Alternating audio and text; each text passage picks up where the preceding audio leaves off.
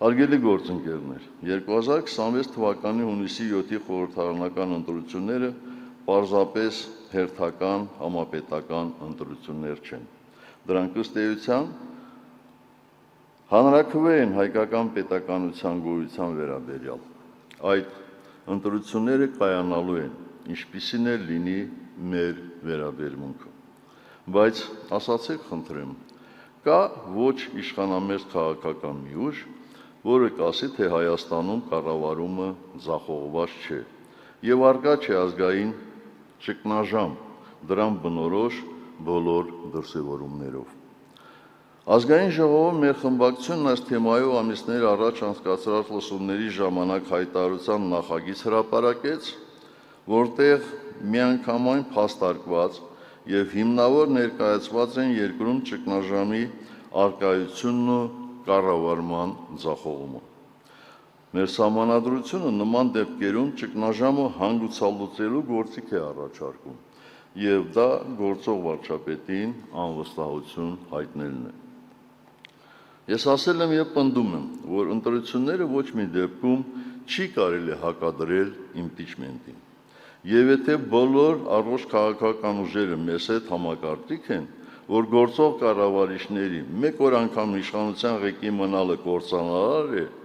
ու անհրաժեշտ է օր առաջ իշխանափոխություն իրականացնել, այդ դեպքում տարօրինակ է մեզ մեղադրելը ընտրությունների օրակարգի փոխարեն իմպիչմենտի նախաձեռնությամբ հանդես գալու համար։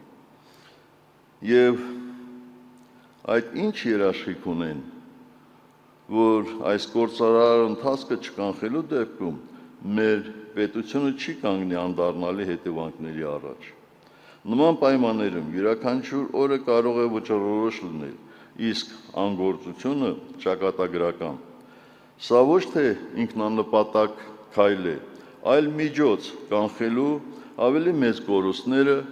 եւ ստեղծելու նոր քաղաքական իրավիճակ, որտեղ հնարավոր կլինի իրական մրցակցային ընտրություններով ձևավորել վստահելի իշխանություն։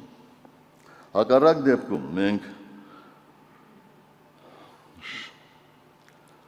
եթե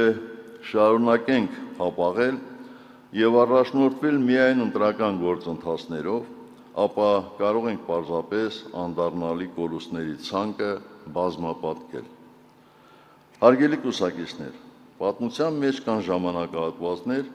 երբ երկիրը կանգնում է ընտրության առաջ, ոչ թե կուսակցությունների, ոչ թե անհատների, այլ արժանապատվության եւ հարմարվողականության միջև, լինելիության եւ չգոյության միջև, ճշմարտության եւ կեղծիքի միջև։ Այսօր մենք ապրում ենք հենց այդպիսի ժամանակներում, եւ պատմությունը ցույց է տալիս, որ ժողովուրդները հաղթահարում են ճգնաժամն այն պահին, երբ որոշում են այլևս չապրել այդ պսևդո իրականության մեջ, երբ ինչ-որ պահի ասում են, բավական է, այլևս չենք հանդուրժի անպատասխանատվությունը,